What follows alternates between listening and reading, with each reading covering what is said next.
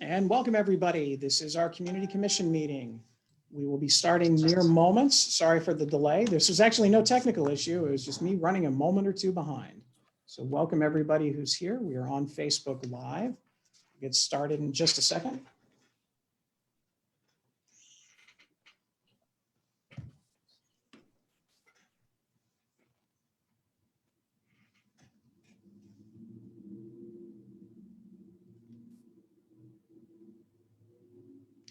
All right, we'll go ahead and get ready. The first thing is calling to order at 7 o'clock.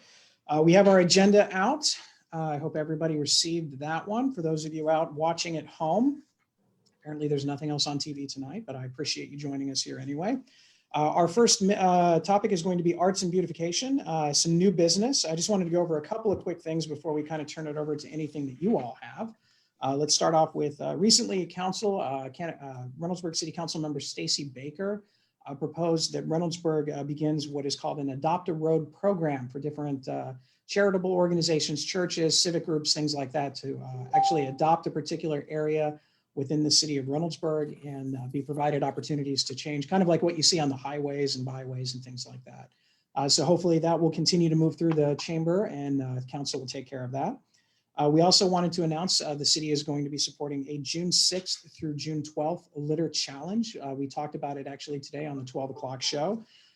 Basically, people can go ahead during that week and their goal is to go out and pick up some litter. It doesn't have to be a lot, but just some litter, pick up some litter. And then at that point in time, take a picture of it, share it with us here at City Hall, and then we can post it on the page. And anybody who does so can be entered into a contest.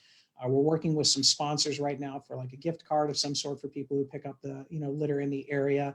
But the best part about it is people just did pick up litter pickup just the other day. We had City Council member Shanette Strickland in from Ward 1 out at Civic Park. I talked about that on the other day about apparently Monster energy drinks and Twix candy wrappers are very popular at Civic. And then over on the other side, on Livingston by the dollar store, there was another group out there, a very large group that was actually picking up litter in that area. So anybody in the community can do it. But these are a couple of specific things. We hope to kind of make these a pattern moving forward, with the litter cleanups, the participation with the city, but most importantly, with just everybody who's out there. In the meantime, I will now turn it over to Ravain, who can talk about any other new business, and we can talk a little bit about the Tomato Festival as well. And really anything else. Great, thank you. First, I'm glad that you mentioned the Councilwoman Strickland, and I think it was Councilman Pecorel did the other one. So that's awesome. There, I think it's great that they're taking our charge to the council, so quickly and moving with it. And it was great to see you and Steve and everybody else at Civic Park. There's actually another one that Councilman Pecorel and Councilman Salvati are working on together. That's going to be April 24th at 10 a.m. The meeting spot is going to be the Main and Taylor Kroger, and we're going to do a Taylor Road run and clean that up on the 24th. They said it shouldn't take more than a couple hours tops, and so that's great. I love that, people are engaging and jumping in. As far as that is, I mean, did you have anything else on that one, Steve? No, I just thought it was a lot of fun to get out and pick up some trash, clean things up, and just the social aspect of working together with local representatives and local community members. So yeah, it was fun, and I'd love to see the turnout. So I'm looking forward to more events like that for sure. Are you able to share the best find of the day on your cleanup? Go ahead. Sure. Well, we found a crossbow in the woods there, and I assume somebody left the crossbow there intentionally. But obviously, we're fairly concerned about on a park property, people leaving a crossbow, which, I don't know if kids are playing with it or somebody in the community is shooting birds or something, but obviously I don't want people shooting crossbow arrows at anything when people are running through the woods and trying to, walk their dogs or whatever. So You, it was you know, an it could have been a interesting find, baseball but coach just trying to motivate their players. I don't know. perhaps, I yeah, think maybe Ruvain and there's I had other different ways. baseball coaches growing up. Yeah. I did find a lot of smashed Corona bottles, and I feel like there might be something poetic about taking a Corona during coronavirus pandemic and smashing that. But at the same time, I'd rather not spend hours on the weekend picking up little individual shards of broken glass. So, if people want to go out and have some drinks in the park, I would rather they didn't. But if you're going to, please, take your trash and put it in your car if you could. I would really appreciate that. I'm out there, I'm glad to be out there and clean up our community, but at the same time, I'd rather work on other projects if possible. Well, and yeah, I think to your point, in a lot of ways, it's a lot of personal, like a lot of things, it's personal responsibility. I know Donna Bauman, our Parks and Recreation Director, had shown me some pictures of some of those Corona bottles that were there, as well as some other litter and debris from an event that had happened probably about 3.5, 4 weeks ago. So I've asked Reynoldsburg Police Department to kind of increase their patrols in the area. It hasn't been as much of an issue recently because I think we have a lot more people in the park. The weather's nicer. The Parks and Rec soccer's going on. You've got a lot more people and activity in there. But again, a lot of it is just, making sure that you do it, take care of the stuff the right way. I know we're talking about increasing the number of trash receptacles and recyclable receptacles in the area. That would be helpful as well. The good thing about that is finding them is not a hard thing. It's about finding a way to make sure that they're stationary within the park so they don't blow away. That would be one. And then the rest of it is just the same as everyone else. It's, the person power to go out and pick up the trash on a regular basis. So those are things that we're all trying to work on and get a little bit better with. All right. Outside of litter, anything else with Arts and Beautification for anything new before we kind of talk a little bit about the Tomato Festival or anything? No, I think that was it. We haven't met since the last meeting, so. Okay. Ruvain, I'm not trying to put you on the spot, but apparently you fancy yourself kind of a musician of sorts. I believe that you're going to be one of the people in the Music in the Cul-de-sac this year. I am. All right. Do you want to tell everybody a little bit about that? Because in case they forgot from last year with COVID and things like that, just to kind of let everybody know. Sure. Beginning last year, we piloted a program with, the city put it together and reached out to a number of artists. And we basically did pop-up concerts for about an hour in various pockets of the city to bring music safely to the community. So there were different styles and different artists, and it was really nice. It was sort of a safe, distanced, and family friendly type event. And it was designed by design. It was small, so nothing was announced ahead of time. It was all the neighbors were notified, but other than that, it was just a basic pop up. And so we're going to continue that again this year. I believe that I'm playing the first one in June. So excited for that. Don't tell anybody where. Oh, I wouldn't dream of it. I think what Manda, because those are on Thursdays, correct? You're going to be doing those on Thursday nights? Right. Okay. I may or may not maybe give a casual hint out on the Wednesday before. We'll just have to wait and see what I can sneak away while Donna Bauman is not paying too much attention. She's on vacation right now, so I can say pretty much anything. But yeah, no, I think that's a great thing to bring in. And I did see a couple of comments on social media about how they appreciated like the variety of musicians and things like that that are going to be performing this time. So coming to a neighborhood near you, starting, believe it or not, June's going to be here before you know it. It's already the middle of April, and who knows what's going to happen from there. So I just wanted you to talk about the particular things with that one. Sure. As far as any other new business that anyone from the Arts and Beautification Committee have? Okay. I did look up under a number of different things, any kind of grant and funding opportunities from different arts. I know we've talked about in the past, some kind of sculpture-esque things that we can put throughout the city or something along those lines. We've talked about that. There's not a lot of grants out there right now. Most of the grants that are out there are concerning things that are not that. But what I did talk to our service director about is, aside from our fire hydrants being hopefully painted this year, one of the other things that we talked about is I saw in other communities where some of the electrical boxes and some of the state, those things that are around have actually been, I don't want to put it to where it wasn't like blending into the surrounding community where people would run into it, but they were definitely painted a little bit and you had a little bit more artistic flair into it. So we're going to look into kind of investigate that, what kind of things that would be to, again, bring a little bit of color, a little bit of something in some of those areas as opposed to the drab, dull, boring, silver or green or whatever they might be. So that might be something that we can look into as well. And don't worry. The other question I have on that is, so I know that the Greater Columbus Arts Council is supporting a wide variety of projects. I've actually been a grant recipient a couple of years in a row now with them on an individual level, but I know that they're doing larger scale grants for all different kinds of programs. And so I'm wondering if that's something that we could look into, and I'd be happy to, help, if there's anything co-author that or whatever with you guys. Yeah. If you see anything in that, please, forward it. Let's work on that.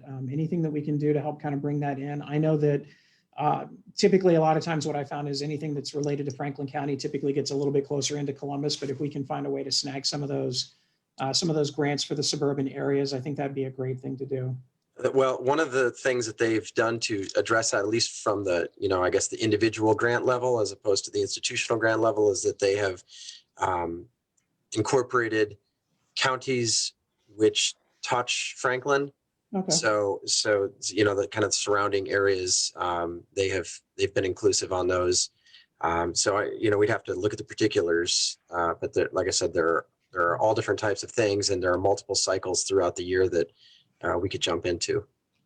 Cool. I think we have our homework. Anybody watching, you can help too.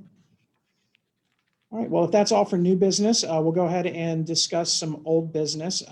If you have been watching the Tomato Festival volunteer meeting, which I know a few members of this group actually popped on recently, you'll learn that, or you'll hear tonight that we're going to be doing a sensory day for those with autism, and that will be on the Friday before the actual festival kicks off. So that way, instead of having all the rides, blaring music, and all of those different types of things, it'll be a little bit more subdued so that those that want to come in will be there. I believe there'll also be some sensory tents available throughout the entire weekend that will be kind of stocked with some goodies and things like that for people that need to have a moment of relaxation from some of maybe the local music or some of the music from some of the rides and things like that. But we'll let other people kind of talk more in depth about that. But that's one thing that's kind of come up that we spent a lot of time talking about at this previous meeting. Beyond that, we know our three main acts. We are struggling right now getting responses on a couple of other things, and a lot of it has to do with the state of COVID in the state of Ohio. There's a lot of different artists and groups and really even communities that are trying to find that balance between what they can do, what they can't do, what the restrictions are going to be, what they're not going to be. I know this will come as a great shock to you, but the governor has not yet released a lot of very specific information about a lot of things. So it's given certain things hesitation, which I think is why we're getting a delay on a couple of things. But besides our main acts, we would like to have, I think we're going to be in good shape for our opening acts for all 3 nights. And then probably some different musicians and other artists and things like that would be there throughout the rest of the day. But I'm not going to tell you all of them because some of them are just going to be really cool surprises that are going to be out there. But that's kind of where we're at for the musical aspect of things. We will have some things set aside for, I think we talked about the wine and painting, but it'll probably be maybe other beverages and painting that would be there available during that time. And we're looking to make sure that we have something for kids of all ages to do. So it doesn't have to be, a 10-year-old with a glass of wine. That's probably not a good idea. But they can have an opportunity to participate as well and express some art. We are looking hopefully to have displays of art through one of our walkways as we kind of go to the commercial area with that. Maybe the next meeting that we have, I'll have Jennifer Clemens, our events director, kind of on, and she can kind of show the map for this particular group to take a look at. With that being said, any other questions, comments, anything else that I need to look at as far as the Tomato Festival, other than speeding things up as much as I possibly can so that people who are still waiting to find out, if they're going to be able to participate in any kind of performances and whatnot, working on that, believe me. Anything else? I just have a comment. Sure. I'm happy that we were able to get my family vaccinated, and the side effects of getting the vaccine were very minimal. And I'm super happy that for everyone, all the scientists who made it possible, and for the government officials who made it accessible. I'm incredibly impressed at how fast they were able to put it together and everything. And so I just feel so thankful that I was able to get it. And I also want to just encourage everyone to consider, getting an appointment to get the vaccine if you haven't already, because the sooner then the people can get vaccinated and we get to herd immunity, then of course we can do all these fun things we're talking about. I mean, I think we're all looking forward to these festivals. And I think even the other committees are all about getting people together, right? And the sooner we get vaccinated, the sooner we can get back to being able to do that. So. I know a lot of people are looking forward to it. I know that some people had different reactions when they got their first shot versus their second shot and things like that. After 15 years in public education, I think my immune system kind of looked at that second vaccine and just went, nice try. I was a little tired, but outside of that, I'm feeling pretty good about things. If you had noticed, I did shorten the time frames a little bit to use it a little bit more efficiently. I felt the last couple of meetings, that there was basically just me talking and filling airspace for a little bit of time. So I figured no one needs to have that any more than they already do. So I figured that I would just kind of shorten that, but that doesn't mean that we can't extend it as we move forward.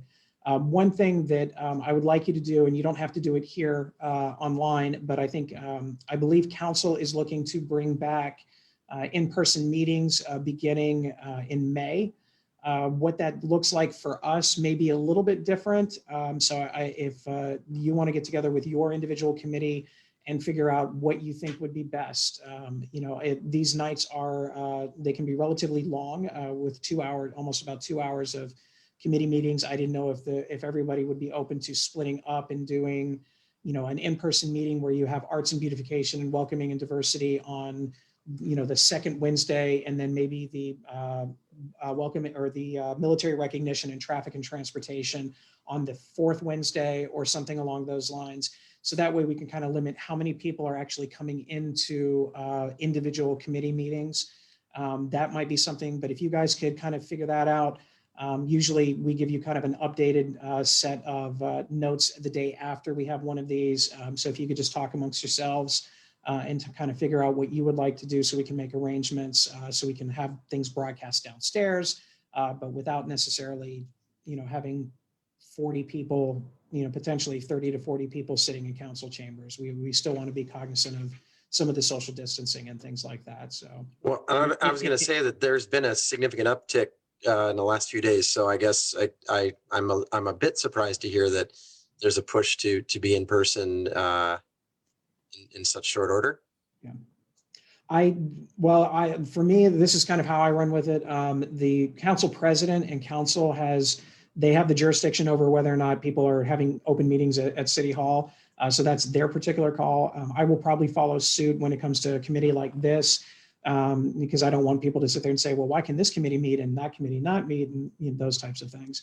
But as of right now, that's where it is. I think they'll make their final determination at the next council meeting, but I think it still would be good for us to have something in place. So when the time comes that we do have in-person meetings, we all are on the same page and know something about it. I'm a big proponent of planning ahead. Understood. Okay. All right, well, that brings us basically to the end of everything. I don't have anything else right now. My computer keeps telling me that it's going to shut down at some point in time. I'm telling him no.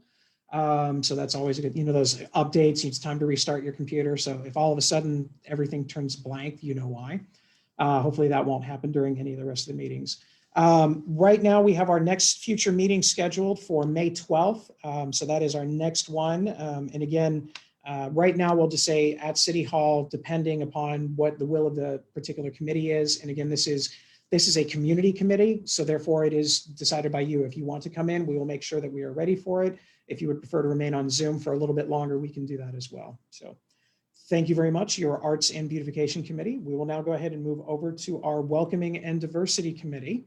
Thank you, Mayor. Thank you. Have a wonderful evening, everybody. All right, Welcoming and Diversity meeting. Thank you for those of you that are joining us from there. Hopefully I can see a couple of your faces. Can't just be my old mug that you see on the screen all the time. Really big things for us as far as kind of like new business or kind of future city events. Earlier today, I mentioned we have an artist and makers market that's going to be occurring on June 5th. And I know one of the things that had been talked about is having a welcome tent specifically for the residents of Reynoldsburg, and well, in this case, anybody else who shows up that would be interested in participating. So I think we'll be sending some emails out to members of the Welcome Committee who would be interested in maybe taking a little bit of time on that particular day to come out and just sit to, let community members know about what things Reynoldsburg has to offer, things like that. So I think that'll be something that will be good. So that's really the only new business that I have. I didn't know if anybody else had any additional new business that they wanted to discuss at this time. Okay. Nope, nobody? All right, I'm gonna have to talk for a while and I can feel that. All right.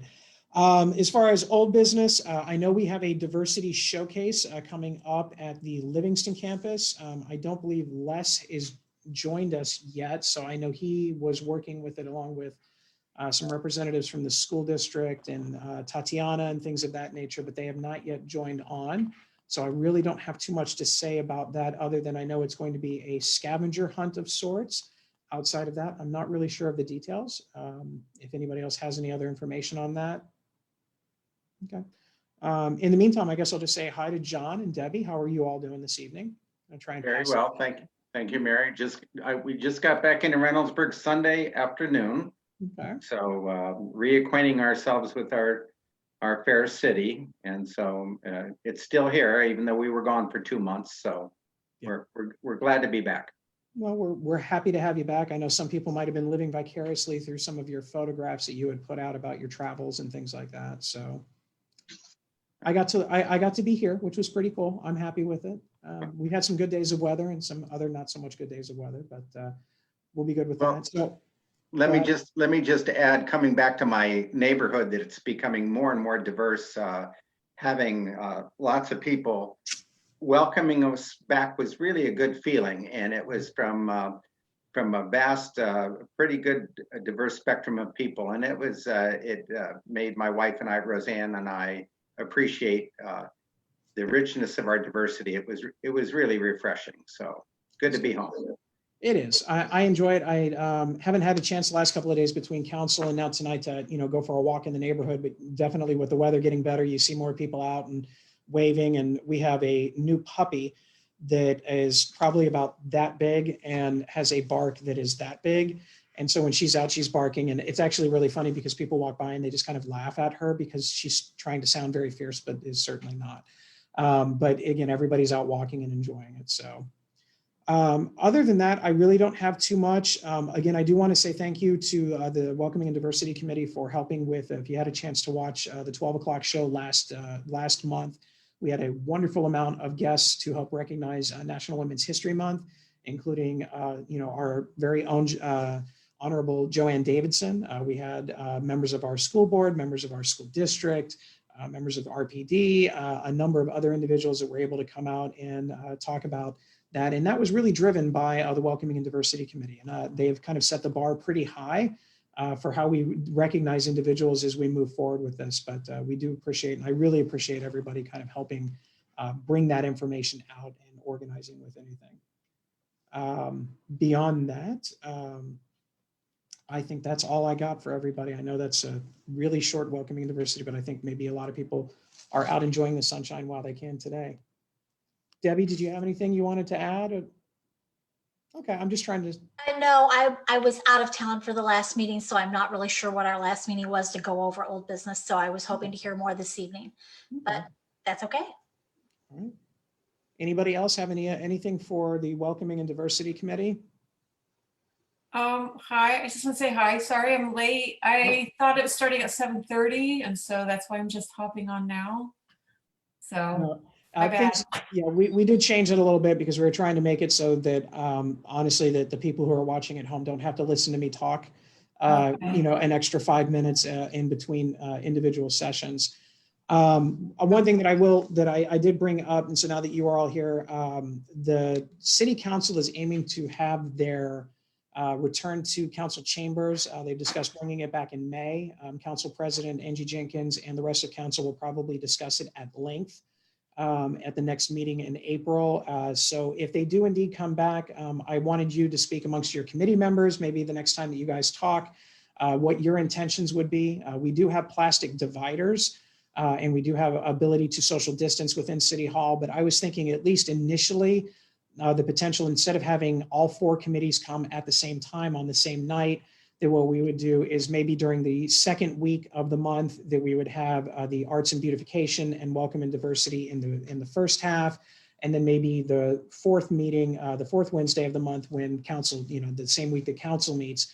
On that Wednesday night, we would have the military recognition and traffic and transportation. So that way we can kind of keep an eye on how many people are coming in. So that way that, the chamber's not, very crowded, but can still allow for other guests that maybe want to participate in things of that nature. So, and then the rest of it is, again, and the last group mentioned that there has been an uptick in the number of COVID cases in Franklin County recently after a long time of decline.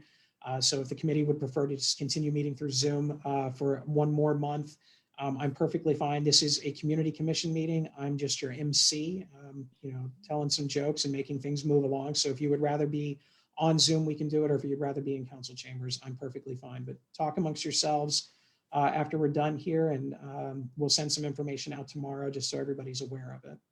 Any thoughts, questions, comments? I had another thought. I don't know where, because we were gone. I don't know where this is, but we had talked a little bit in our committee about a digital billboard somewhere in the city that would have a welcome, but then it would scroll welcome in the different languages we have in our city. I was in Florida, in our community, the State College of Florida, close to where we were, has this big billboard, and they were advertising the courses that they offered. And, first it was English, then it was Spanish, then it was, I don't know what other languages they were, but they were scrolling quite a few because of the diversity down there. And it was just kind of refreshing to see that. So I don't know where the city is on a digital billboard with messages, and or how, our diversities committee thought about welcoming people into our city with all the different languages. So, I still think it could be a neat thing for people driving through Reynoldsburg to see that. So, well, I know that we have a few digital billboards, but they're almost at the outskirts of the city. I know there's one on Main Street that is really, it's actually just outside of Reynoldsburg. I think it's on the Columbus side by the I would say the dollar store, but that doesn't narrow it down, but by the dollar store and the Rallies. The Rallies is one that I was talking about. I know there's one there. I don't believe there's one anywhere. There's nothing within from that point on. And I don't think that there's anything on Bryce Road either.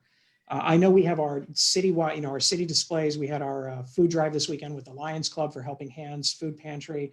I know we had the city sign up there, but those are incredibly limited in the number of characters that we can put in there. I'm happy to investigate it and take a look, and maybe that's what I'll find out where those things are. But I know that in the city, there's not much. And actually, as I've learned, I would have loved to at some point in time have something, a display out in front of City Hall that's kind of a scrolling thing like what you've seen maybe over at the Livingston campus. But apparently our zoning is pretty tough, and we would have to get a variance to allow that to happen on Main Street, which I think maybe the Building and Zoning Board would approve that. But at the same time, does that open up the doors to other areas that would want to do the same thing? And while I don't want Reynoldsburg to be, looking like New York City with neon skylines all over the place, at the same time, I think we can hopefully find some ways to get some of that information out there. But it's as all things are, it's a balance. Yeah, oh, absolutely. It could, yeah, I could see where it could get out of control and everybody has their digital signs out. But maybe something too, you've seen those peace poles, and then on each side of the peace pole, they have a different language. So I don't know, maybe some kind of art, maybe the beauty and art thing could create a sculpture with the different languages on there welcoming people to Reynoldsburg. So, there might be other options besides the digital board, just for people to know, we've got people from different cultures here. And so I don't know, maybe we could join with the Arts and Beautification Committee to come up with a creative idea. Well, I'll tell you what, I've always wanted to try and throw a MASH reference into anything that I do, just because it was something that I remember watching. But basically kind of like the MASH board where you have this far to Tokyo, this far to that, but instead of having the distances, you would actually have, maybe the welcomes and certain things like that. Oh, yeah, that could be fun. I'm just trying to throw a MASH reference in there for those people No, that remember Oh, that show. yeah, excellent. I like that idea. All right. Any other questions or any other comments as far as that? Oh, I did forget one other thing. We will have an intern from The Ohio State University joining us actually the first week of May. She is going to be working with Jennifer Clemens, our events and community organizer. And one of the things that she is going to be dedicated to working on is our welcome packet. I know we've talked about that a number of times here. What the goal is to have a digital version of our welcome to the community packet ready to go by November of this year. And then what we would like to do is be able to have a few versions in some of the languages that are most prevalent in Reynoldsburg outside of English. And then the potential to actually, hopefully, depending on if the budget allows it and if council feels it is worthwhile, to actually be able to send out a welcome packet that has a lot of information. One example, for those of you, if you want to have a little bit of better idea of what we're referring to, go to the website for Whitehall, and Whitehall has a digital version of their welcome packet. It's a little bit more extensive than like what you're seeing. It's not specific to like a Parks and Rec event guide, but it actually has, who to contact if you have issues with trash, if you have issues with cutting grass, and all of those different types of things. It'll have obviously contact information for representatives of city government, school district, civic organizations, churches, kind of an all-inclusive all the way around. So that's going to be their goal to work on. So when she gets here, and keep an eye on Facebook, I'm sure us, we like to post pictures of everything. So we'll have her when she officially joins us.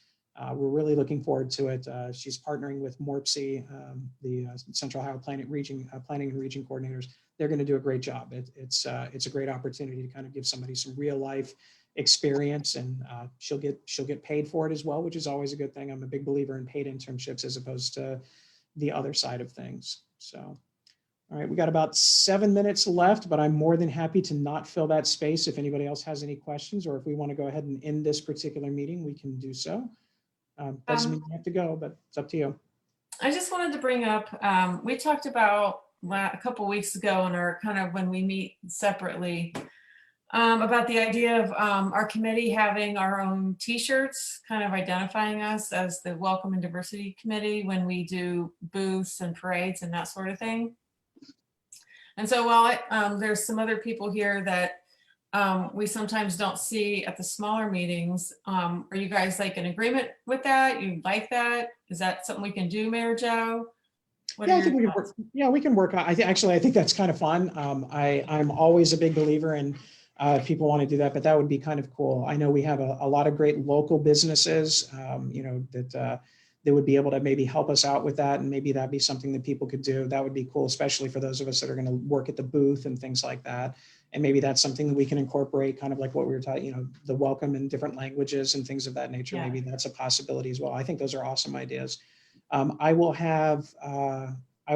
reach out tomorrow to everybody and provide you with some contact information for some of the local t-shirt providers in the city. I'm very biased towards trying to keep the business within the city. Oh yeah, for sure. I've already contacted Starstruck, and it kind of depends on how many t-shirts and the pricing and how many different colors. That makes the price go up. Of course, everything makes the price go up. Right. No, I think it's a great idea. I get one. I'm not a t-shirt guy, but I would definitely get one, and I will definitely wear it.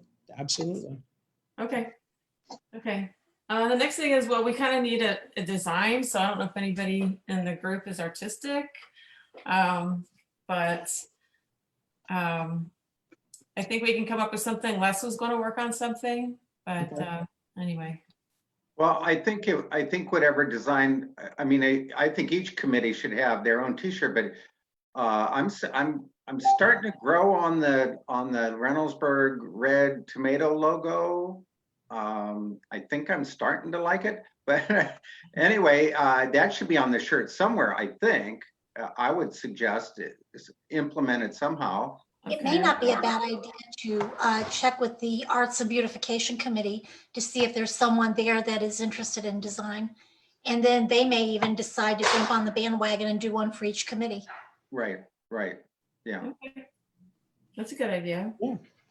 All right, I'll make sure we'll put that in the notes when because like I said, I'm going to reach out to everybody tomorrow to talk about when the next, when the meetings are, but maybe that'll be something that we can put in there. So that's a good idea. Okay. All right, I'm going to just keep an eye and see if anybody's asking any questions on the live feed. I don't have multiple computers. Kudos to the teachers out there. I was watching one of the teachers that I know very well, and she invited me to come and speak to her class, and she had 3 computers running at the same time. She had one computer screen for what she was trying to teach, and she had one computer screen for all those students that were being taught virtually. And then she had another computer screen with the actual information that's going on within the class itself. So I don't have that. I've got one in a cell phone, but we'll go with that. All right, so we've got our marching orders. We've got about 3.5 minutes to go for the rest of it. And feel free if you have other things, that's fine. But if not, is everybody looking forward to participating in some of these events this summer? I know we have the Artist and Makers Mark coming up in June. We've got the Community Litter Pickup Day that's going to come in a little bit later on in June as well. That we're going to have a contest for picking up a litter, and you can post those things to the Facebook page and stuff like that. So that'll be something that's coming up. We talked about the music in the cul-de-sac earlier as well. So depending on, let's put it this way, on a Thursday night, if you start hearing music coming from your neighborhood, you may indeed be hearing some of it. There's going to be people out there. So check out the Parks and Rec page. They have a number of items listed for that one. Okay. All right, I'm done. I got nothing else. All right, well, thank you for joining. We'll get started with the military recognition meeting in about 2 minutes. Okay.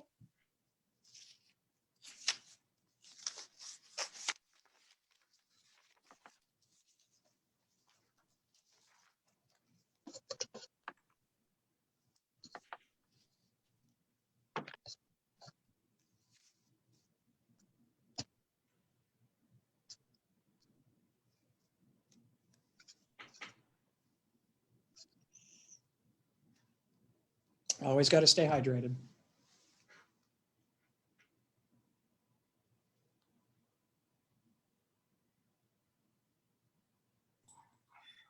Oop. Can you see me? Yep, I got you.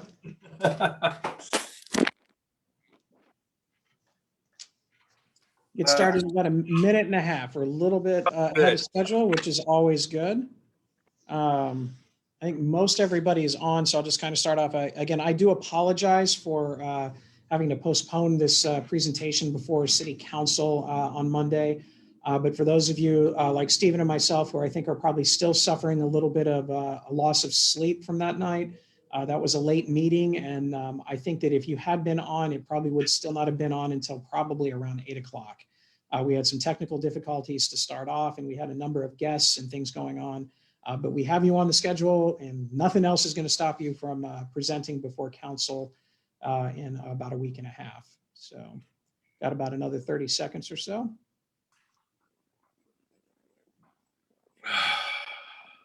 Oh, here we go.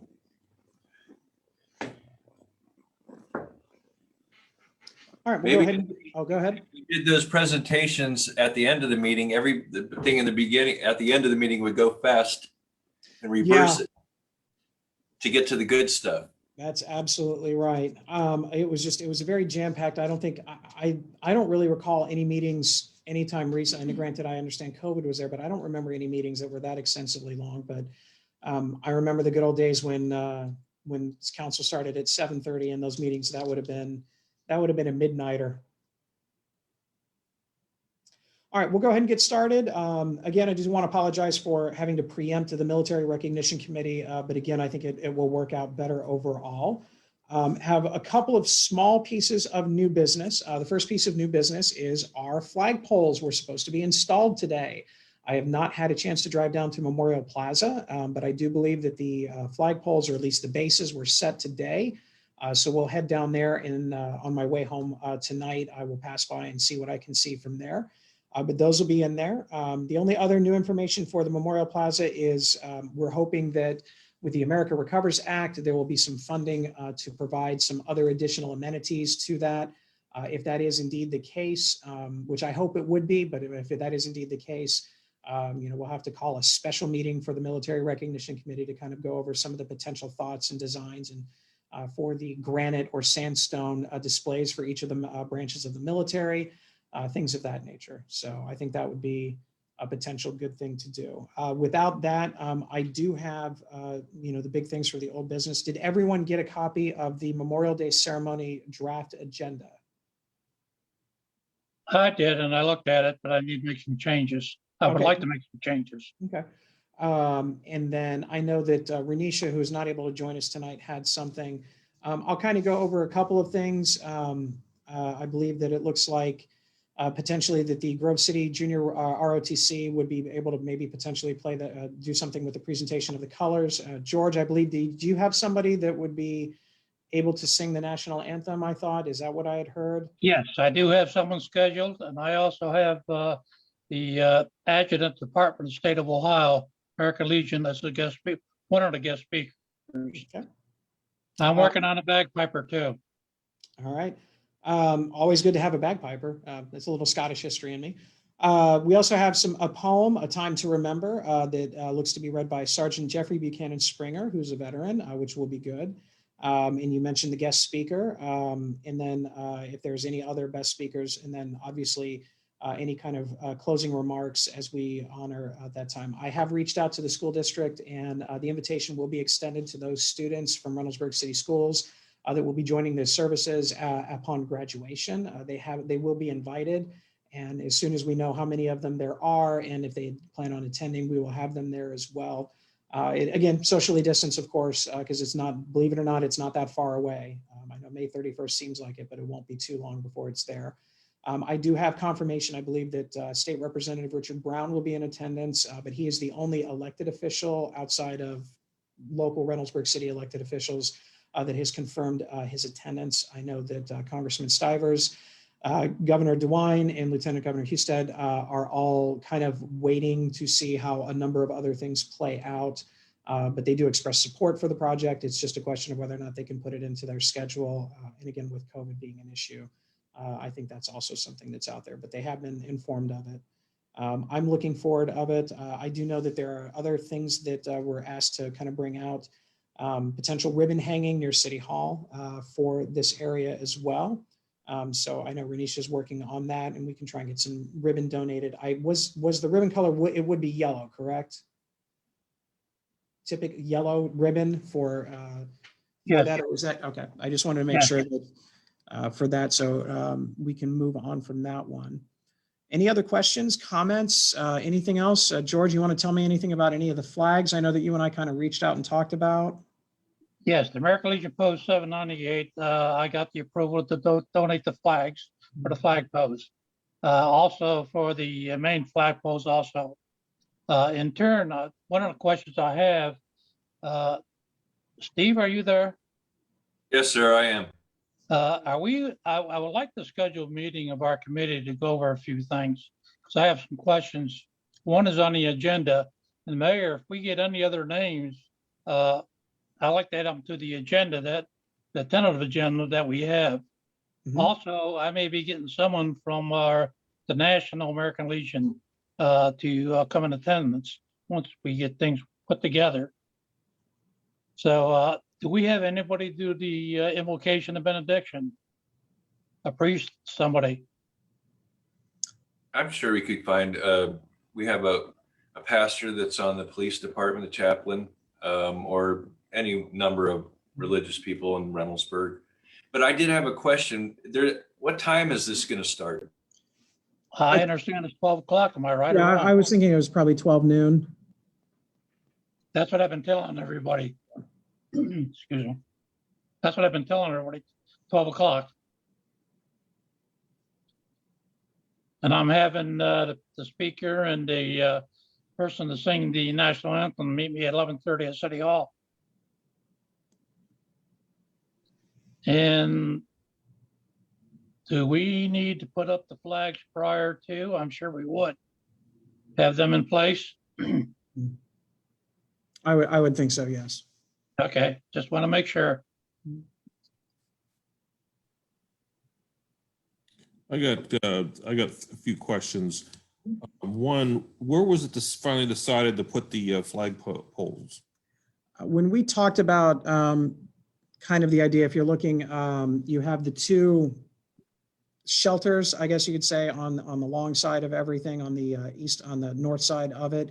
So what we thought about is if we put the flag poles in between those two to start, the 3 flag poles there, then we can grow on either side of those for the service branch flags if we choose to. One of the concerns that was brought up by Director Dorman is that if we put all of the flags up in the center, up in the very front corner piece behind the display signs, one, there were some logistical issues with it, but most importantly is if we had a presentation, there was nowhere for anybody to stand in front of the flags without being in the landscaping at that point in time. So with the flags on the other side in between the two shelter areas, it will make for a much more attractive display, and you can actually have a little bit bigger of a crowd in that particular area as well. And we're starting with 3. Yeah, the American flag will be in the center, then we'll have a POW flag, and then until we are able to expand with future flags, I would assume that we would have the service branch flag and we would rotate them on a specific basis, obviously trying to match up, any particular anniversaries and things of that nature. Or if there's another protocol, George, if you want to help me out on if there are any other protocols for it, please let me know. Will do. In fact, excuse me, you mentioned that the bases for the flagpoles are already starting to be put in. I believe they were going to be coming in today or tomorrow. I just hadn't had a chance to go out there. Because I like to go over there and see. I like to see where they're at. Mm-hmm. Yeah, Just they to- actually, regardless of which, I know if you drive by right now, they're actually staked. They do have stakes, so that way they knew where they were going as far as the engineer wise to make sure that they had access for light specifically for the American flag in the center. So I do know that they're staked there. Those were there the other day when I drove by. Well, usually that's you got the national colors, the POW colors, and the state colors. Yep. Me, I don't know if you want to put the city colors under also. They can fly under state colors. Mm-hmm. I have to figure out where we get a flag for the city of Reynoldsburg. I only know of one. I think we have to make sure, I'm sorry, I think we have to make sure that the Army flag is above the other branches. Now, wait a second. Just about that much, okay? Yeah, I figured that debate was going to come in. I just usually would have figured that it was going to be between the Marines and the Navy first, but we'll stick with the Army on that one. Alphabetical, right? Alphabet, yeah. No, you got to go by seniority. What about, I think we discussed before, but I don't know if it was ever determined if there's a plan by raising awareness by having either some kind of community announcement through the media and also asking them to attend and report on the event. Has that been thought through? We've had some preliminary discussions. I believe This Week News will have some sort of a presence there, if anything, just a photographer. The Dispatch and most of the media is very responsive in terms of saying, we'll be there unless there's something else. And that typically tends to be the way it is with it. So, but at 12 o'clock, I would like to think that we're going to have a pretty decent, at least someone out there on Memorial Day, because I don't know what other communities are doing as far as that, but I'm sure that we can spread the wealth around a little bit for it. The chances are pretty good we might have a captive audience on Main Street going to the east. I think that, I think that would be the case. Any other questions before I have one other piece of news to share? Steve, are you going to be in the office tomorrow? Steve's always in the office. I will be there. Did you have, Mayor, did we go anywhere with the Purple Heart? That's what I was just gonna bring up. That was gonna be the last piece. Just a few weeks ago, actually a little bit more than that, I was reading one of the many articles that kind of come across my desk from other communities about a Purple Heart community. And so I reached out, and the auditors, Stephen Sisak and Doug Joseph, were able to join in, and we met with a few representatives from the Purple Heart organization. And we listened to what they had to say. They kind of listened to, our ideas about what's going on with Memorial Plaza and how we want to honor our veterans. And Purple Heart is a little bit different of a classification. And so they wanted to, we want them to be, recognize Reynoldsburg as a Purple Heart city. So they are going to come out here in July, and they're going to present before council as we become a Purple Heart city. And then we'll recognize National Purple Heart Day, which I believe is August 7th. Council's not in session in August, so that's why we're bringing them in the last little bit of July. I don't believe they're going to be able to make it out to Memorial Day this year, but I think they will be in the not too distant future. But it was a good conversation to hear from their point of view as veterans that had been wounded in combat about their issues. We talked about potentially putting in specific placards in different parts of our community that for parking for Purple Heart veterans only. As a potential thing as well. And am I missing anything from that meeting other than I know those were the highlights? I think you touched on them all. Yeah. It's just, I think it was nice that it was just luck that I happened to, I had heard of it and I had seen the parking signs in the past, but it was great. It took a couple of hoops. So kudos to my assistant, Jessica, who did we got to call this number. No, you need to talk to this person. No, you need to talk to that person. But they were able to come down and visit with us a few weeks ago and had a really good conversation along with Councilman Stacy Baker about becoming a Purple Heart city in Reynoldsburg. So that's some good news. And again, if we can put some parking spots out there at Memorial Plaza, the YMCA, City Hall, I think there's a number of other locations, and then make it open for other community establishments. If Prost wants to do something in the future, or any number of different locations that we have throughout Reynoldsburg, if they would like to do that, I think that's a great thing to do. I think they also said that they would provide the signs at no cost. Correct. I remember that. I figured of all the things that would be remembered, it would be that one. So no, I think that's a great thing. Well, in the time that we have remaining, unless there's anything else. When do the banners go up? Military recognition? Military recognition banners. I think the deadline was, it's either this Friday or it was just passed, but I think it's this Friday to get those up. And then they will be going up, I believe, the week before Memorial Day, give or take a couple of days. All right, so again, interrupt me, please, if there's something else. But my understanding is that City Council was planning on returning to chambers in May. That was the last discussion. I think they'll make the final call at our next meeting in April. But what that does is I wanted to present it to the Military Recognition Committee and what your thoughts are of having this particular committee meet in person here in chambers sometime for our next meeting. I did mention to the other two groups that the possibility of kind of separating the different groups. So maybe the second Wednesday of the month, we have Arts and Beautification and Welcoming and Diversity. And the fourth Wednesday of the month, we would have Military Recognition and Traffic and Transportation. So that way we kind of minimize the number of people that are here in City Hall, but still allow for guests. If we had everybody from the committee that's on at the same time in council chambers, it will probably be one of the most well-attended council functions. There'll be probably 40 some odd plus people here.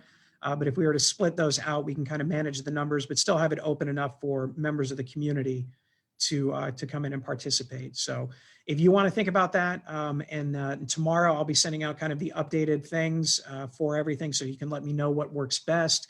You don't have to be the fourth Tuesday or the fourth Wednesday. It can be something else. But most importantly, just let me know if you're comfortable coming into council chambers or if we would prefer to remain remote. This is a community commission. This is not a mayor's commission. So whatever it is that you feel is the most appropriate, I'm just your MC. I'll make sure everything's wiped down and sanitized and ready to go when the time comes. Maybe we could have a half hour before the council starts. it would be a good way to put a time limit on how long our particular function is. I could get that as well. I'm open to anything that you want. It would probably also mean that we would have to start an hour earlier for a half an hour of technical difficulties. And then that way it's kind of like what I do with my in-laws when we want them there at 6 o'clock, we say be here at 5:30 and they show up at 6 o'clock. So always works out well. Well, thank you for having us. No, thank you very much. Again, any questions in between, let me know, and I will make sure I drive by Memorial Plaza to find out if what the status of the flagpoles look like. Sound to stop by tomorrow too. All right, thank you very much. All right, we'll go ahead and close out the Military Recognition Committee. We got about 5 minutes, and I know there's a few people already on here for traffic and transportation, so we'll start that in just a little bit.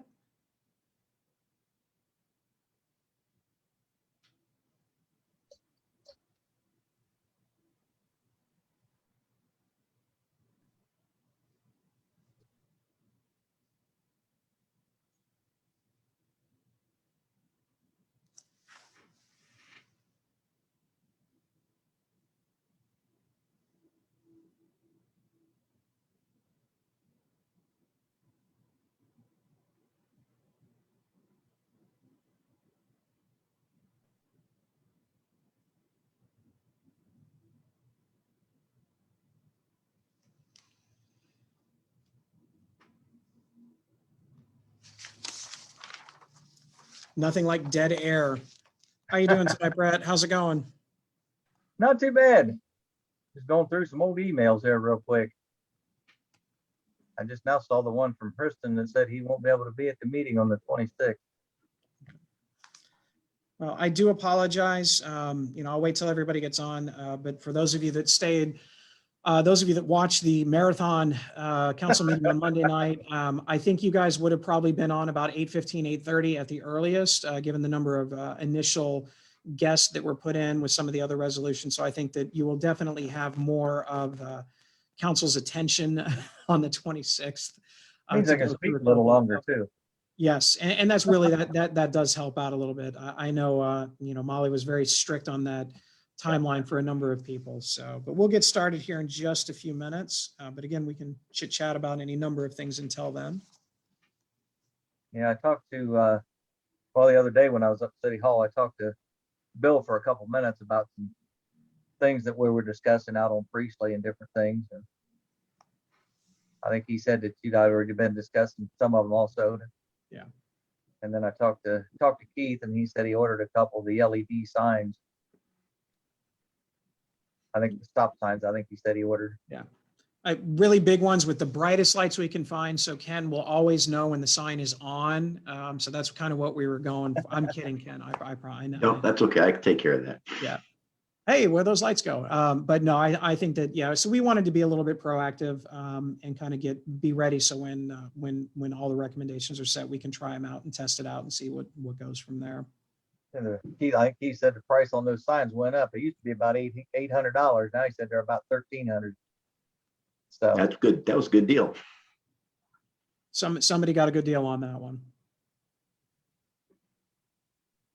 that's what I said. I know, like I said, a couple years ago, I know I checked on them, and they, like I said, they were less than $1,000 a piece, but he said they're more than that now. So about like everything else, the price of everything's going up. Yeah, don't even get started. We had, with different developers coming in and talking with members from MI, and they were talking about, the price of wood has increased 300%. And lumber's crazy. And I mean, granted, I understand why everybody decided last year and why not. Let's go ahead and, remake some things, build, put fences in, do a lot of home improvement type things and all of that. But yeah, it's amazing, the cost. I couldn't believe the street bids came in the way they did. I was okay with that. With the price of fuel and blacktop and everything else, I figured everybody'd be over the engineer's estimate. Well, the only one that I think that came in over the engineer's estimate was, there was a couple that came over it. I think it was actually part of the Main Street project. Yeah. It was a little bit more than the estimate, but Main Street is such an intense project. We're talking between Davidson and Jackson. Mm-hmm. Perhaps you've seen something about the traffic on social media recently. It's going to be there. I've been avoiding it. I made the mistake of trying to go over to Blacklight this morning to go golfing and turned around in the church parking lot and went back around Roosevelt and Wagner. Yeah, because I think Columbia Gas has been out at Lancaster and Maine right now dealing with Oh, some of Miller their, Pipeline, yeah, from working Yeah. for Columbia. so we have not gotten any info. Okay, before we get into that, because we're talking about transportation anyway, I didn't know if anybody else is going to join in. We'll go ahead and get started with the Transportation and Traffic Commission. I just have a little bit of updated information, and then we'll let it go into what you all would like to talk about, discuss, and some other topics. I think Kirsten is on, so I know he may have some other information too as far as CODA is concerned. CODA and the city of Reynoldsburg are continuing to have the good discussions about a bus rapid transit line. And again, I can't remember if I spoke about this with anybody before. One of the questions that they're talking about is whether it's going to be Broad Street or Main Street. Whitehall is pushing very hard for it to be on Broad Street because that's more beneficial to them. They have a number of new housing complexes going up. And I believe that they were talking in the newspaper article, a complex with over 1,000 apartments in an area, I think not too far from where the old inflatable golf area was. So they were hoping to be able to get the rapid transit line on the Broad Street side. We obviously are rooting for Main Street. We think that that makes better sense for us coming up Main Street, especially with the Alliance facility on Bryce and Main Street, and then moving out towards Etna Township with some of the big distribution centers out there. One of the interesting things that they're talking about, and Kirsten, feel free to jump in, is what exactly does it look like a bus rapid transit line? There are two different versions of it. One of them is where it was a dedicated bus line with bracketing, where you would actually have a curb set on the side, and then here's your curb with the sidewalk, and the bus would go through that. They would take their one shot out and then one shot back, and they wouldn't have to deal with any other traffic, and no other traffic would deal with them. That's one of the things that they've put out there. The other one is more of a center lane, where you would take the center lane on Main Street all the way straight and kind of do the same thing, where you would have your brackets on either side and the buses would travel that lane. Obviously making exceptions for some of the left and right turns and things of that nature, or just more of the traditional kind of like what you see now, where you have still the rapid transit line, but it would only make about 3 stops before it got out to Etna Township. Those are some of the things that were out there. None of them have been proposed for Reynoldsburg, none of them in terms of like anything specific. But when they talked about what other communities have done with rapid transit, those were kind of the 3 options that they looked at. 2 out of the 3 gave me nightmares. Putting brackets in on Main Street, either in the center lane or on one of the far lanes, and taking away a lane of traffic on Main Street got my heart rate going a little bit. I don't know about what all of you would think about that. The other one where it's just kind of like what it is now, that one, made the most sense to me. But then again, just kind of sitting along with this one. So those are the kind of the updates that I have for that. I know that they will have a continued public meetings.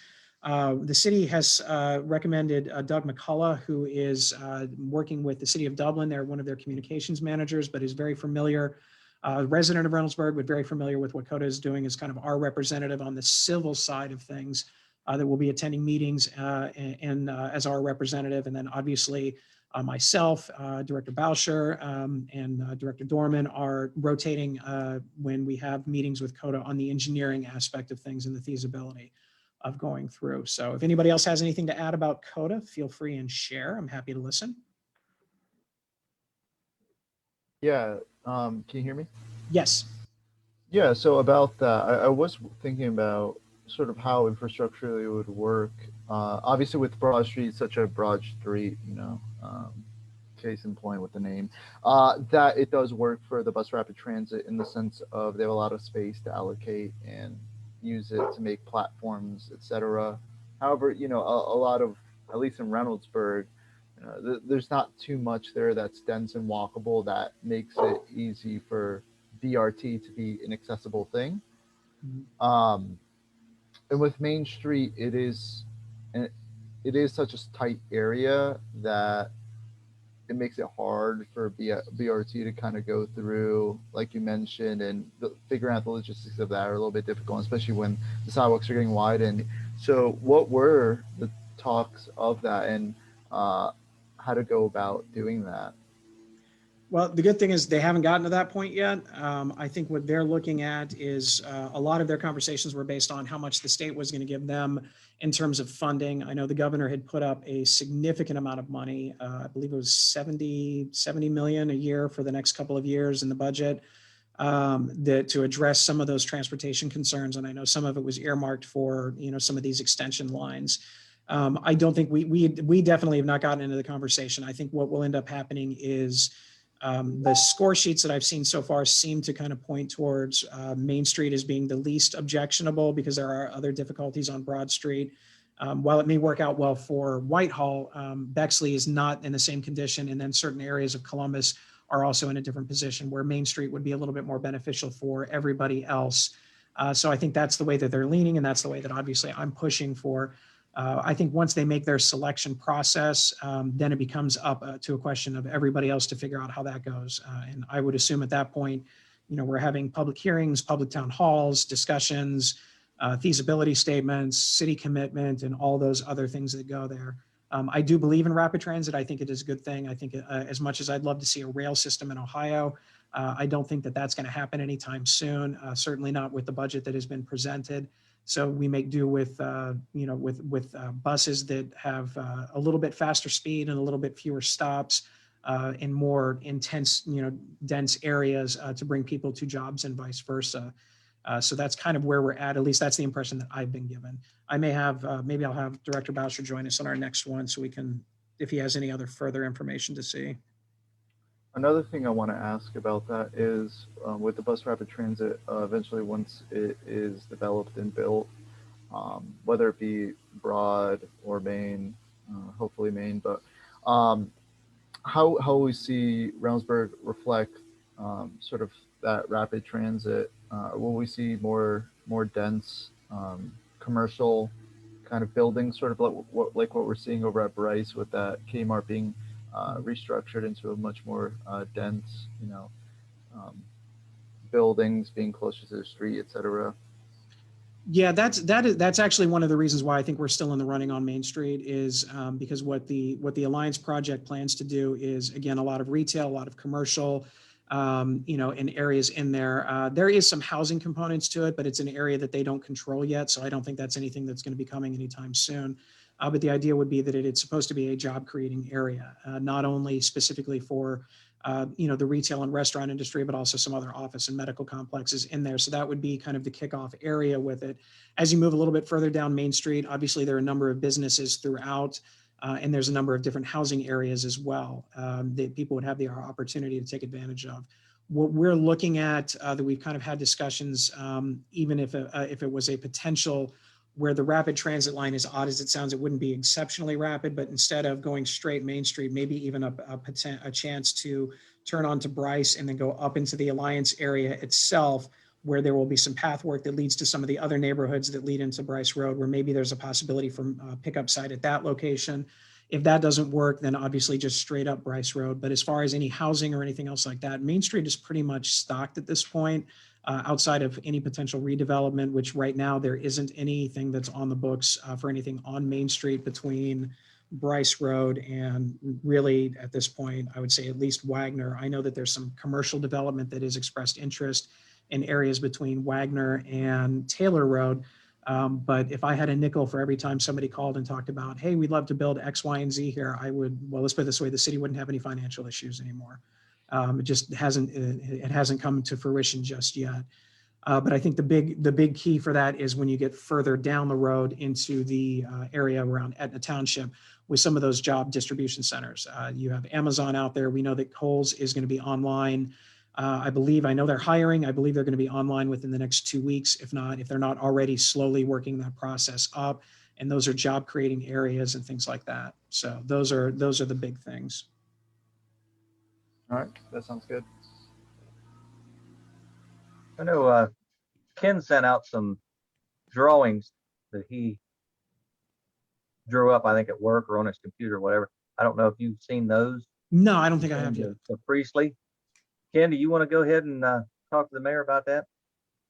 We had discussed some ideas about the situation on Priestley and maybe the cheapest way to to take this, off the bat would be just using pavement markings and adding a little bit of signage. The pavement markings aren't cheap, but they're a lot cheaper than most other appurtenances we could use. So I just put together a quick traffic plan, adding pavement markings and a couple of signs to account for the markings. I had our traffic engineer review it, and she just had a few suggestions that we could either take or leave. It doesn't really, it should apply, or it should, everything should be according to the MUTCD, but does not have to be, since it's a residential street. Yeah. But anyway, that just the pavement markings. I did 3 intersections, the one out here at Windrift, one up at Quarry Park, and the one at Dickens. Okay. For those 3 intersections, adding some channelizing line, there's some speed reduction lines, and I did it would have been 6 of those stop signs with the flashing LEDs. What else? Those and a couple of words on the pavement, just like 25 mile per hour, large words. And I think, what did that estimate come out to? Do you remember, Brett? I was trying to find it here. That's why I was going through. I remember reading about it. I just don't remember the pictures.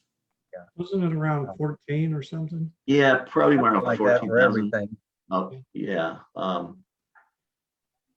Yeah, I think it was somewhere around there for everything. It was about 14,000. Yeah.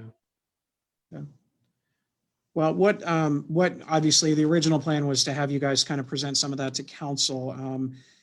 I assume that Jessica, my assistant, has the email, but if you want to send that out again. Yeah, just it to did make sure go to, yeah, Jessica has it. Yeah. All right. Then I'll make sure and get that from her. And so that way that we can have it and kind of go through it. I know when I talked with Director Dorman the other day, I did mention about some of the different striping options that you had talked about.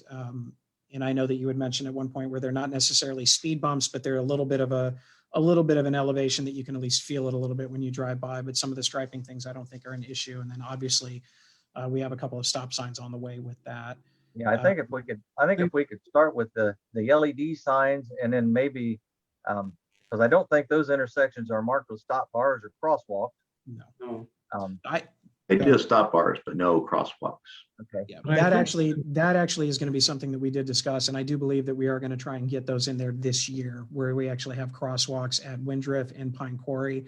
I think the area in which they are located, that is something that I do not know. That's something that somebody's going to be I'm looking at it. I'm like, all right, well, you can't put it here because there's a driveway on the other side. Yeah, I You know. can't put it there because there's a tree. So, I'm sure that they'll be able to figure out exactly what the best location for those are. But I do know that that is something that he wanted to make sure we put in there. Well, I think the stop bars might be a little bit more difficult. The crosswalks should be, especially if there's a wheelchair ramp. If there's a wheelchair ramp there, then there should be room to put a crosswalk in. Yeah. And I think if we can go to the few LED signs, and then I think we mentioned before, maybe going to a 36-inch stop sign or something or other on the ones that we don't put the LEDs, just something to change people's thought patterns, I think will make a big difference. And I don't think those would be all that expensive. We could always start with a few and go from there instead of going for the full-blown plan if we don't want to start with. Yeah. Well, what I would love to have happen, and I apologize, Fred, I'll just finish this and I'll let you, I know you've been read. What I would love to be able to do is, and not to say that Priestley is a guinea pig in any way, shape or form, but obviously Priestley has been an issue for a number of years. But if we can find things that work here on Priestley, then they can be replicated in other areas of town that are experiencing similar issues, whether it be the north side of Bryce Road or Retton or something along those lines, where we have a little bit kind of like a game plan to say, all right, level 1 is, the different striping. Level 2 is LED stoplights. And then level 3 is something else before we jump to like what you were saying, Brett, which would be the massive, issues. Yeah, And I said, it might be, go ahead. I'm sorry. I think the raising of the blacktop also creates a vibration to the homes, which is not warranted or wanted by a lot of people anyway. Yeah, the response rate that I got from those that did respond to the letters that were sent out to the residents in the area of Priestley, There was a resounding no on the rumble strips idea. I was not expecting anything different. Some were more passionate than others, but yeah, overall, nobody said, "Hey, that's a great idea." I think that was a good one. But again, I'm throw all the options out there, see what best sticks, and then we can kind of pick and choose from there. I think Yeah, I that's was one of those things. talking about that to some of the neighbors, and as soon as I got around to the message of rumble strips, they start pulling out sticks, and I started to run. So Yeah, that's one of those. A lot of people say they want speed bumps, they do this, that, whatever, until you start talking about the pitfalls of them. Yeah. And then it's no, we don't want all that. That's what I said. I think with going with the different signage and some of the different pavement markings and channelizing lines and the lane lines that you had on the sides on your diagram, Ken, I think some of those things are some of the things that might help. Like I said, you get into changing the people's perception. If nothing else, it makes them slow down and think, what's different? Something's not right. Yeah, to make them think, well, what's going on here? There's a typical life cycle on our side of the when you put blacktop down, isn't there a city established life cycle that says in year 10 or year 20 or whatever that you actually replace or resurface the street, both in a residential or in a commercial area? Well, I can't speak to what was before because I know the city had a different financial status prior to, and Brett can probably attest to the lack of funds in the past to do that. I know that there's every certain amount of years to do it. So what we've tried to do this year, and again, during our marathon council meeting on Monday night, we actually addressed some of those things to try and find ways to extend it. Obviously, crack sealing is one. To kind of go through, you've seen like the little wavy lines on different parts of the roads. And then the other one that was basically a rejuvenator that would be used that basically almost makes it look like a brand new road, but basically kind of fills in some of the gaps and adds 3 to 5 years of life. Director Dorman is very big on the preventative maintenance aspect of things to try and make sure that we get as much out of the life as we can. And the rest of it is the maintenance of the road. So that way a road that's supposed to last 20 years at minimum can now last closer to 25, maybe even 30 years before they need major issues. In addition to kind of what we're doing, I mean, we're spending, when we add all of the tools in the toolbox this year, we're going to be spending close to $8 million on roads in Reynoldsburg this year, which is, I believe, Brett, what was it that we had always heard about 500,000 was about the average? Before issue 11 passed. Before issue 11 passed, that year before that, we spent 500,000. Yeah. So. But the problem with the city was the city expanded by thousands of homes in the time frame that that budget was established. And then you said, well, here's 20 more years on these streets, but a lot of those streets, and I'll use Morning Dew up there going up to Taylor is sad shape. You know, it's worse than Priestley in the fact of overall cracks, but there's an example where it's probably 30 years before it's had to be addressed. One of the things, obviously, and again, this is going to sound more like, economic development planning than anything else, but one of the things, obviously, that's been a focus for me is trying to bring in a number of different businesses into Reynoldsburg. So obviously, with the Kmart location now being secured, it's going to be torn down between August and September of this year, which is going to be phenomenal. People are going to start seeing what's going to go up there, hopefully around the same time. My goal is to, and we may have seen this in other communities where you have the fencing all the way around, and on the fencing is actually what the ultimate look of the buildings are going to be. The city was able to purchase on Monday at council the PNC Bank and the Happy Dragon to also work with economic development to bring different businesses in and try and increase the tax base. Because what we don't want to do is we don't want to be in a position where we have to go to the voters for a bond issue for roads. What we want to do is we want to spend our money in a smart way and most efficient way for roads, but at the same time attract a number of businesses in so that way they can generate the revenue for us to work all the way across. Well, and it's not an excuse, but when the Limited left, devastating. Just had Victoria's Secret come in out there. When the Limited left, we lost almost $1.5 million a year in income tax for I don't know how many years.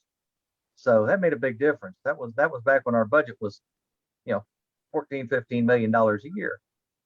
Well, so the good news is with a number of businesses that have opened in the last year or so, believe it or not, there have been a number of businesses that were, that have opened even during COVID. Financially, the city, I'm feeling very confident right now. And I think we're going to get better as we kind of move on with some of this, and that helps. And then you combine that with the issue 11 tax money that's going to be put into the road system, and you combine the longevity aspect of it, the maintenance aspect of it with the roads with Director Dorman, and you're going to see a lot more improvement in that regard. Now, the biggest issue is, like you said, Fred, is Reynoldsburg does not have a shortage of streets that need fixing. And it's one of those things where, you know, maybe occasionally I've gotten a phone call from a council member from a particular ward that says that this road needs done more so than that road. But we have to try and spread the wealth around to make sure that all different parts of our community get it. You know, we've seen Baldwin Road get done a few years ago, Palmer, Taylor, obviously now Main Street, but then also you're looking at some of our side roads from last year to this year. And then next year, it'll be even a little bit more residentially focused, because the major road project for 22 is just the second phase of Main Street. So the residential roads will begin to hit a little bit more. Is Main Street- I'm sorry, go ahead. Oh, Main Street is going to be, a majority of it is taken care of by the Ohio Department of Transportation. We have our share that we put in, which is around $390,000, plus about another 150 to 200 on the Licking County side. But a majority of it outside of that, between Davidson and Jackson, that's going to be picked up by the state of Ohio. Will that be from Bryce Road to Taylor Road? That will be all the way from the borderline, which is again right by almost by Delaney's, the little shop by American Harbor Freight at the border, and it will go actually all the way out, all the way through Broad Street, Route 40, all the way past Etna Township. So all of that is going to be done. Okay. Yeah. So right now, the Licking County side is where they started. They've started it. So the drive home into the Licking County side of Reynoldsburg is always going to be entertaining for the next couple of weeks, at least on Main Street. In our discussion we had at our committee, we also discussed, and one thing I brought up was the usage or permission of bicycle or bicycle lanes to make our city a bicycle city, not forcing people to take a bicycle to a city park. Yeah. But rather, how do we change our sidewalk usage to be able to include non-motorized vehicles? Is that what's the city's concept on that? Because you've done this for a while. Yeah, it's kind of multi-step at this point as we're kind of getting ready to wind down here. You know, obviously Wagner Road's been a very big conversation, so that's kind of the model that Wagner Road eventually will be, is going to be the model that will hopefully be used throughout the city. The idea where you have a multi-purpose path and a sidewalk on either side of the street. Any new development that's coming in areas that currently doesn't have sidewalks will actually be required to have a sidewalk or a multi-purpose path on there. My goal is to be able to take a bike path to basically get from the Summit campus on the far east side of town all the way down really to Civic Park without ever having to go on a main road like Broad Street or Main Street. The West Licking Fire District is going to be building a firehouse off of Taylor Road on some land that was not really developable for anything else right by the Limited. And they have consented to actually have a bike path from Taylor Road all the way down to Wagner Road Middle School in that area. And then from the middle school, that's when the city will help take over with partnering with the schools to have pathways to get from that particular school to Wagner Road. And then we have the aforementioned paths on Wagner Road. And then once we get into the Old Town area, then you have that area as well. But no, I agree, we need to have it, but we also need to have some bike paths even on Main Street to have that allowable at times as well. That's where I was meaning. We need more people to be able to go to work, especially in the nice weather. Yeah. And have the city, where I noticed we set up a charging station for a electric car, but there's no way to get there. I mean, you have to take a vehicle to actually get to that space. And we really need to have alternatives all through the downtown section where people can utilize non-motorized vehicles.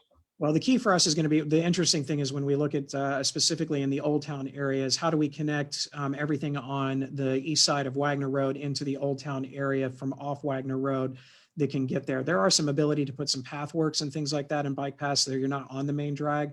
But yeah, anything that we do, any development that comes in, anything that we're looking at is geared to make sure that we allow for more connectivity and walking and bike paths. Yeah. All right, real quick before we wrap up, I do want to kind of talk, and I know for those of you that have been on the show for a little while, you're familiar with the speech. Council is looking to go back into chambers in the first week of, or the first meeting in May. Councilwoman President Jenkins is actually going to be making that discussion at the next meeting. And if they do go back into chambers in May, then we are also able, that is a possibility for us as well. Due to COVID, I still think it would be in our best interest to maybe split the commissions up. So maybe on one Wednesday of the month, you have the Arts and Beautification and Welcoming and Diversity. And then on another Wednesday of the month, you have the Military Recognition and the Traffic and Transportation. So that way you have the ability to meet within council chambers, but we don't have to have 40 people of committee members at the same time. So it allows for members of the community to come in and comment on transportation as well, which is one thing that unfortunately is kind of missing from this aspect of it. Is we have a great time talking, but I don't have the ability right now to, monitor social media if there are questions up from there. But I think if we can bring back into council, that would be an option. So what I would ask all of you to do is, in your email communication over the next couple of days, talk amongst yourselves and kind of figure out what you would prefer, if you would prefer to go back into council chambers in May, and if you would be open to just doing it, you and one of the other commissions on one particular day, and then the other two commissions on a different day. So that way it's not everybody at the same time. So we can be respectful of everybody's time, but also make sure that we kind of keep an eye on the total number of people in the city. Would you be staying with the 20-minute times per committee? No, I think if we go to just the two, I think we can extend it a little bit. The only reason it was brought in this time specifically is because, with the exception of really this particular committee, most of the other committees, we get to that 15 to 17-minute mark, and then I'm just talking to pass the time, and no one needs that anymore. You guys don't have to worry about that. You guys are more than. You've always got some kind of problem to complain about. Hey, no, we're looking for solutions, and that's the best thing. I've got one question for you, Mayor, and you might have an answer for me. I didn't have an answer. I had a couple people ask me about the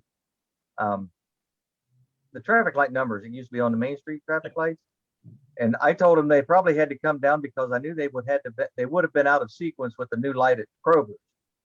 Yep, that's the number one priority right now, is just because of that one. I did talk to Director Dorman, a mutual friend of ours mentioned that particular concern. But yeah, it's because of the ordering of the lights with everything from there. Because they thought they were great for giving direction. Yeah, and honestly, until they mentioned it, I didn't know that they were gone, in all honesty. They mentioned, I'm like, well, yeah, now that you mentioned, they're right. I think that once we get a couple of things settled, because there's some other things, to give you an idea, one of the things that I'm hoping to do with some of the America Recovers money that's coming in is working with Truro Township Fire Department for what is called the Opticom system. I know it's been talked about for a number of years. This is the interrupt system. Yeah, so that way that if there's an emergency, the Truro Township would have the ability to basically get green lights on a majority of our Main Street roads. So that way they could go through. It is safer for the fire department if everything is green. So that way people who are on the off sites don't get confused with it. But that is a goal, and I'm hoping it was going to be in the budget for next year, no matter what. But this year is actually, if we're able to use some of these additional funds that we're getting, that is a priority number one. I've already met with representatives from Truro on that, and we have our engineers ready to go. I'm just waiting for the speed of government to let me know exactly what we can spend these additional funds on. So fingers crossed. I think that safety, I think, is going to be a pretty safe bet, but until I know for sure. One of the things you might also consider on that, and I talked about that years ago when I was with the street department and a lot of the grant money dried up, because the EPA was also pushing for it for snow plows and different things like that. So they're not stopping at all these traffic lights and different things, and they can just keep going too. So if it's a possibility, safety wise, they might not allow it. I know other cities, I know they do have it, and we actually have had those conversations. I don't know where we're at funding, what we're going to be allowed, because I know safety is one thing, and as much as snowplow is safety, I don't know if there's going to be certain limits onto how far they're going to be willing to go into the safety one. But no, I agree. I think if we are able to do so, I think we can do so. But that's something that we are definitely looking at, because for those of us that, I talked to a couple of the drivers that would go out and plow snow, and I'm sure none of them ever went through a red light in the early morning hours when no one is around. I'm sure it never happened, but we want to make sure everybody's safe with that. I usually called and got a cruiser to lead the way. There you go. So, all right. I'm sorry, did you notice from the Park and Recreation, they were talking about the pear tree that apparently is taking over in Reynoldsburg, and that it's killing off the native habitats, and so is there any kind of city with the street department, et cetera, where those trees can be addressed? As far as taking trees down, I don't think that that's something that we're going to be getting involved in, but I can say that anything that's being put in from this point on is going to be non-invasive, natural, native to Ohio. Director Dorman is actually an arborist, so he has probably forgotten more about trees than I'll ever learn in a lifetime, but anything that's coming in is very specific to those types of things. With our Ron, HOAs, I think the one you're referring to, Fred, is actually not in any of the public right of ways in the city at the present time. I think it might be into some of the park woodlands and different things like that. it's in the street trees on some of the HOAs. Yeah, the ornamental pears, Yeah. those really nasty things that So looks like it it's was- snowing right I now. thought it was different than a Bradford pear, though. if if he can send out to the city HOAs that are in the city, what trees he would have us look at as a replacement tree, then we would be able to look at our our guidelines for a tree that is harmful would not be permitted to be added or allowed to grow. Sounds good. I'll have that. I'll get that information and we'll get that out to you hopefully in the next day or so. Thank you. We'll have our meeting next week, so I could submit that. All right. Well, thank you very much, everyone. I do appreciate your time. We will see you again soon. Like I said, you'll get an email tomorrow to kind of talk about, just to remind you to have those conversations about when you want to have the meetings and if they're in person or if you still want to continue with Zoom for a little while. So everybody else who's watching at home, you can join in at any time you like. Just send us an email and you too can be a participant in any of these particular groups. So everybody else have a wonderful evening and we'll see you soon. Bye. Okay, you too. Take care, Mayor. Bye. Bye.